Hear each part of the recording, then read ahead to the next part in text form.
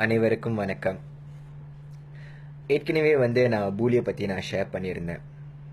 அந்த நியூஸ் நிறைய பேருக்கு, அந்த வீடியோ நிறைய பேருக்கு ரீச் ஆகியிருக்கு. ரொம்ப சந்தோஷமாக இருக்குது. நான் ஷேர் பண்ண அந்த நியூஸ் நிறைய பேருக்கு விழிப்புணர்வு கொடுக்கணும்னு நான் நம்புகிறேன். ஸோ அதை முன்னிட்டு இன்று நான் இன்னொரு கேஸ் ஸ்டடி ஷேர் பண்ண போகிறேன். இது என்னுடைய முனைவர் ஆராய்ச்சியிலேருந்து எடுக்கப்பட்ட ஒரு ஃபைண்டிங்ஸ். அதாவது என்னுடைய முனைவர் ஆராய்ச்சிக்கு நான் ஒரு 100 கொலை செய்த கைதிகளை நான் நேர்காணல் செய்தேன். ஸோ அதில் ஒரு கேஸ் தான் நான் உங்கள் கூட நான் ஷேர் பண்ண போகிறேன். இந்த ரெஸ்பாண்டன்ட் என்னன்னா, இவர் ஒரு நல்ல வேலையில் இருந்தார். மாதம் நல்ல சம்பளம். மது மற்றும் போதைப்பொருள் பழக்கம் இவருக்கு இல்லை.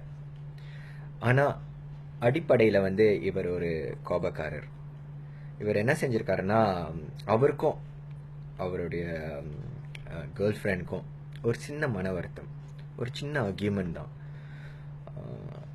அந்த பெண்மணி, இறந்த பெண்மணி இவர்கிட்ட அந்த ஒரு வார்த்தை சொன்ன பொழுது இவர் என்ன செஞ்சிருக்காருன்னா, பக்கத்தில் இருந்த கத்தியை எடுத்து அந்த பெண்மணியை ஒரு 17 தடவை குத்திருக்காரு. அவர் என்னட்ட சொல்கிறாரு, சார் அந்த டைமில் எனக்கே என்ன தெரில, என்ன செஞ்சிச்சுன்னு எனக்கே தெரில சார். உடம்பெல்லாம் ரொம்ப சூடாக இருந்துச்சு சார். அப்படியே அனல் அப்படியே பறக்கிற மாதிரி இருந்துச்சு. அப்படியே காலிலேருந்து தலை வரைக்கும் அனல் ஏறுற மாதிரி இருந்துச்சு சார். பாடியெல்லாம் ரொம்ப லைட்டாகிருச்சு. எனக்கே என்னன்னு தெரியல. ஸோ நான் உடனே அதுக்கப்புறம் எனக்கு என்ன செஞ்சேன்னு எனக்கே தெரில.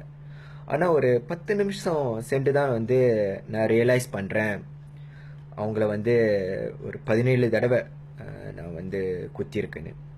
நான் பேனிக் ஆகிட்டேன். எனக்கு தெரியும் நான் செஞ்சது தவறு. ஏன்னா அவங்க சொன்னது அவ்வளோ பெரிய வார்த்தை இல்லை.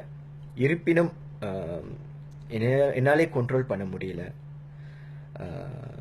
நான் ரொம்ப பேனிக் ஆகிட்டேன் அந்த டைமில் அழுந்தேன். உடனே ஒரு 5 நிமிஷம் சென்று நானே போலீஸ்கிட்ட போய் சரண்டர் பண்ணிட்டேன்னு இவர் சொன்னார். இப்போ பார்த்தீங்கன்னா இந்த கேஸில் அடிப்படை காரணம் அவருடைய உளவியல் தன்மைகள் தான், அவருடைய சைக்காலஜி. அதாவது அவர் ஒரு அடிப்படையில் ஒரு கோபம், சீக்கிரமாக கோபம் அடையும் ஒரு நபர். அதுதாங்க. ஏன்னா இந்த ஆராய்ச்சியிலே என்ன நான் கண்டுபிடிச்சேன்னா, மலேசியா நாட்டில் ஒரு 50% கொலை சம்பவங்கள் இந்த மாதிரி உணர்ச்சிகளை முன்னிலை வைத்து செய்யப்படுற கொலையாக இருக்குது. முக்கியமாக கோபத்தால் தான் இந்த கொலைகள் எல்லாம் செய்கிறாங்க. அவங்க போதைப் பொருள் எடுத்திருக்க மாட்டாங்க, மது அருந்திருக்க மாட்டாங்க. இருப்பினும் இந்த கோபம், அந்த ஒரு வார்த்தை தான் அந்த ஒரு தன்மை தான் அவர்களை இந்த நிலைமைக்கு ஈடுபட வச்சிருக்கு. இதுதாங்க. நம்மளுடைய கோபத்தை எப்பயுமே கட்டுப்படுத்தணும். உங்களுக்கு தெரியும், நம்ம கோபப்படுற ஆளா, சீக்கிரமாக கோபம் வருதா நம்மளுக்கு. அப்படி சீக்கிரமாக நம்மளுக்கு கோபம் வந்துச்சுன்னா அதை நம்மளை மேனேஜ் பண்ண முடியலன்னா, தயவு செய்து ஒரு உளவியல் நிபுணர் அல்லது ஒரு கவுன்சிலரை போய் அப்ரோச் பண்ணுங்க. அவங்கள்ட்ட கேளுங்க, உங்களுடைய ப்ராப்ளம்ஸை சொல்லுங்க. அவங்க கண்டிப்பாக உங்களுக்கு உங்களுடைய ஏங்கரை எப்படி மேனேஜ் பண்ணுறதுன்னு அவங்க உங்களுக்கு சொல்லி தருவாங்க. தயவு செய்து நீங்கள் நினச்சிடாதீங்க, இந்த மாதிரி உளவியல் நிபுணர்கள் அல்லது கவுன்சிலர்ஸை போய் பார்த்தா எல்லாரும் நினைப்பாங்க நான் மனநோயாளின்னு. அப்படியெல்லாம் இல்லைங்க. கோபம் எல்லாத்துக்கிட்டையும் இருக்கிறது தான். ஆனால் அந்த கோபத்தை மேனேஜ் பண்ண தெரியாத பொழுதுல தான் இந்த மாதிரி சம்பவங்கள்லாம் நடக்குது. ஸோ அதனால் பார்த்துருங்க. பெற்றோர்கள் நீங்கள் என்ன செய்யலான்னா, உங்களுடைய பிள்ளைகள் இந்த மாதிரி ரொம்ப சீக்கிரமாக கோவப்படுறாங்கன்னா, அல்லது அவங்களுடைய என்னாச்சும் ஒன்று சொன்னால் அவங்களோட பில்லோ அல்லது பொம்மையை தூக்கி எறிஞ்சாங்கன்னா, ஸோ அதெல்லாம் ஒரு சைன். ஸோ அவங்களுக்கு ஒரு அறிவுரை கூறுங்க.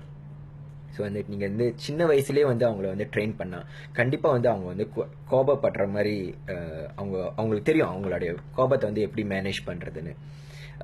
இது பொதுவான ஒரு டிப்ஸ். நீங்கள் என்ன செய்யலான்னா, என்னாச்சும் ஒரு சம்பவம் நடக்கும் பொழுது, அதாவது உங்களுக்கு என்னாச்சும் ஒரு கான்ஃப்ளிக், வாக்குவாதம் நடக்கும் பொழுது நீங்கள் என்ன செய்யலான்னா, தயவு செய்து அந்த இடத்த விட்டு நீங்கள் கொஞ்சம் நகர்ந்துருங்க. ஒரு 10 நிமிஷம் இல்லை 15 நிமிஷம் சென்று மறுபடியும் அந்த இடத்துக்கு வாங்க. அது வந்து உங்களுக்கு ஒரு நல்ல சேஞ்சஸ் கொடுக்கும். ஒரு நிறைய சேஞ்சஸை நீங்கள் எதிர்பார்க்கலாம். ஏன்னா நீங்கள் வந்து அந்த சூழ்நிலையில் இருக்கும்போது நீங்கள் என்ன டிசிஷன் எடுத்தீங்கனாலும் அது வந்து இரேஷனலாக தான் இருக்கும். நீங்கள் எப்பயுமே வந்து யோசிக்காமல் என்னென்ன நடக்கலாம் அந்த டைமில். ஸோ தயவு செய்து நம்மளுடைய கோபத்தை வந்து நம்மளோட கோபத்தை வந்து நம்ம கட்டுப்படுத்த தெரிஞ்சுக்கணும். பிறகு வந்து உளவியல் மற்றும் கவுன்சிலர்ஸை வந்து போய் அப்ரோச் பண்ணுங்கள். கண்டிப்பாக ஒரு நல்ல மாற்றம் கிடைக்கும். ஏன்னா வந்து இந்த வாழ்க்கையில் வந்து நம்ம ஒண்டி தாங்க வாழ்கிறதில்ல. ஏன்னா நம்மளை சுற்றி வந்து நிறைய பேர் இருக்காங்க.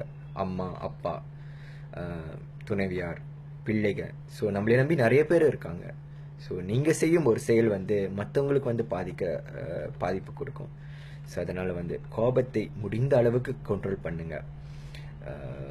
நான் ஒன்றே ஒன்று சொல்லி நான் எண்ட் பண்ணிக்கிறேன். கோச்சடையனில் ஒரு லைன் வந்துச்சு, கோபத்தோடு எழுகிறவன் நஷ்டத்தோடு உட்கார்கிறான்னு. ஸோ இந்த முனைவர் ஆராய்ச்சியில் வந்து அந்த லைன் வந்து எவ்வளோ மீனிங்ஃபுல்லான லைன்னு நான் ரியலைஸ் பண்ணேன். ஸோ கோபத்தை முடிந்த அளவுக்கு நம் கட்டுப்படுத்துவோம். நன்றி, வணக்கம்.